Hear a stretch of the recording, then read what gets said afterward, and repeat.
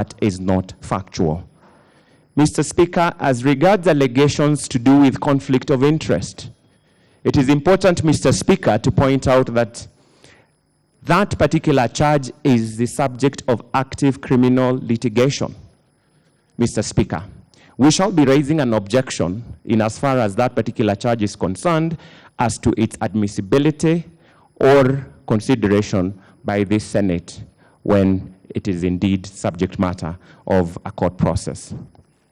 Mr. Speaker, there are no impeachable grounds that we call crimes under national law. The impeachable ground should be reasons to believe. So we shall be raising again an issue as to how that particular charge is crafted and whether indeed it can found a basis of an impeachable offense under Article 181 of the Constitution.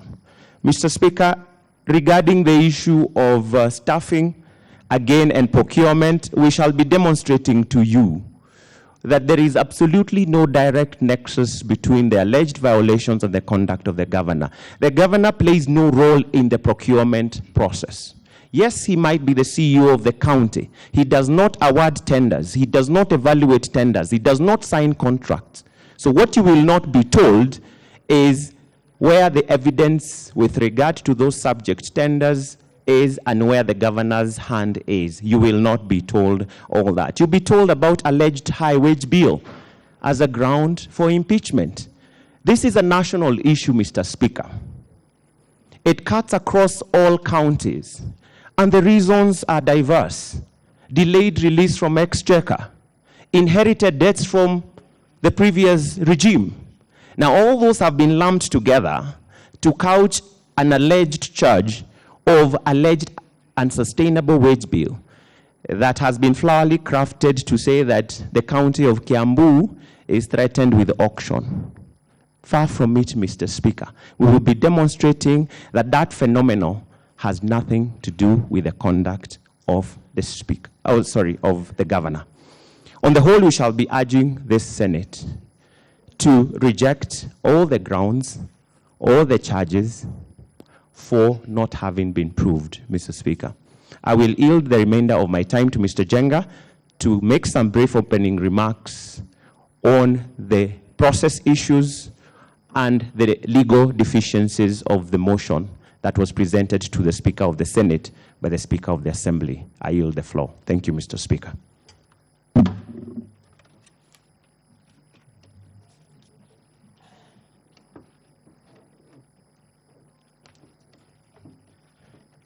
Thank you, Mr. Speaker. I only have 10 minutes, so allow me to dive right into it. Mine is to speak to a few legal issues that are very material to this gathering or to this session. The court has said, in the case cited by my senior, who interestingly was my pupil master and my trainer, Mr. Nani Mungai, that the jurisdiction of the Senate, the mandate of the Senate to hear an impeachment, flows from a resolution of the County Assembly.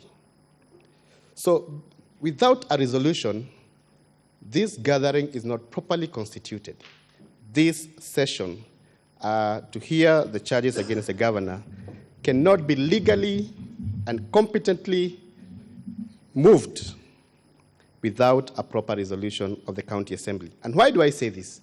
Because in the proper and exhaustive evaluation of the facts, you will realize that there is a fraud upon the Senate. The law is clear to the extent that it provides for a number threshold required to pass a resolution for the removal of a governor. The law says 2/3. When you have 2/3, then you have a valid resolution. The evidence available, and that will be demonstrated, shows that on the material date, only 57 members of the County Assembly of Kiambu were available and participated.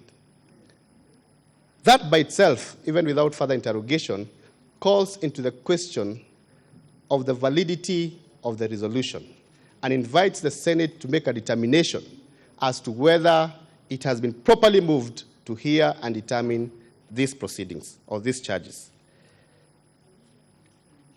The law has said And the courts have said that there cannot be justice without the law. I know we are all itching to proceed to the facts. We are all itching to remove the governor. The country is in the mood, people in the mood. But the law is there to safeguard all of us. We are here before a legislature. We are here before the Senate of the Republic of Kenya, which is enjoined under Article 94 to protect the Constitution and the democratic governance of the Republic. So the law is an issue, and we have to consider it as a preliminary issue. The second thing that calls into the investigation of this Senate is the question of statutory timelines, where the law provides a statutory timeline within which an action should be done and resolved, then there cannot be any other argument.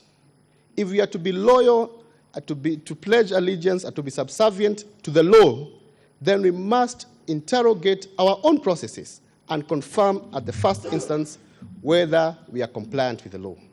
The governor is here on allegations of violations of law and the Constitution. Before we put him to the sword, we have to look within ourselves and confirm whether we are properly constituted. And I say that based on the material evidence before this House that shows that this House was notified on the 23rd of December, right before Christmas. The law requires, in no uncertain terms, that the Senate be convened within 7 days. That is Section 33. It does not give any conditions. It does not give any accommodation or latitude to extend that time. The facts herein show Senate was convened on the 21st of January. Senator Baringo, take your seat.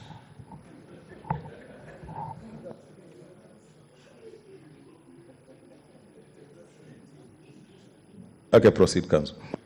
Thank you, Mr. Speaker, for that protection. Senate was convened by the Speaker on the 21st of January, 28 days later. The law says 7 days.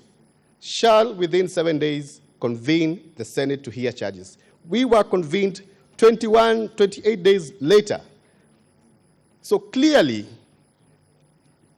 we cannot ignore the critical issues of law that call to account and to issue the validity of the proceedings that we are now in. And we shall raise them in material detail when we are prosecuting our preliminary objection, but it's important to say that that is an issue that we shall be raising as a preliminary issue. The third thing, as I sit, you have been told that there are many allegations against the governor. Yes, they are. And you can see them in the grounds set out. This House has had occasion to hear over 8 such impeachment motions and proceedings. And this Senate has said in reports, in matters that I've personally participated in, that it is not enough to allege. So what, honorable senators, you must look for is evidence. When you're told a title was transferred, you must ask for that transfer and find out who signed it. If you are told that, persons were employed, you must interrogate the process. When you are told that the governor accumulated debts, you must find out whether those debts occurred or were incurred during his tenure, or the inherited debts, what the Auditor General has said about those debts, because all those are factors that have not been disclosed to you. And when you look at them in the very end, you'll be surprised that these are mere allegations. They are high in hype and emotion, but deficient on the evidence. The question and the game here is evidence. That is what you must look for, and in the totality of the facts before you, and I've looked at the documents filed by the County Assembly, there is no evidence filed to support the allegations. And so we shall be saying in our final submissions that the charges before this House have not been substantiated. We shall be making extensive reference to previous reports of this House, because this is a House of precedent. And there are certain things it has said, these are not impeachment questions. Questions like convening a county budget forum, the House has said those are not impeachment questions. They have to rise to a level and to the stature of gross violations as anticipated by Article 181 and Section 33.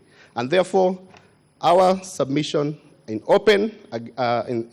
support of the governor's case is that before you, what you have are politically instigated allegations that are deficient in evidence and cannot be substantiated. I thank you, Mr. Speaker. Okay, thank you very much, Council, for both sides, and the County Assembly of Kiambu and the Governor of Kiambu. Honorable Senators, you have heard from the opening statements weighty matters raised on both sides, and therefore, as per our program, the House will adjourn for lunch and reconvene at 2 p.m.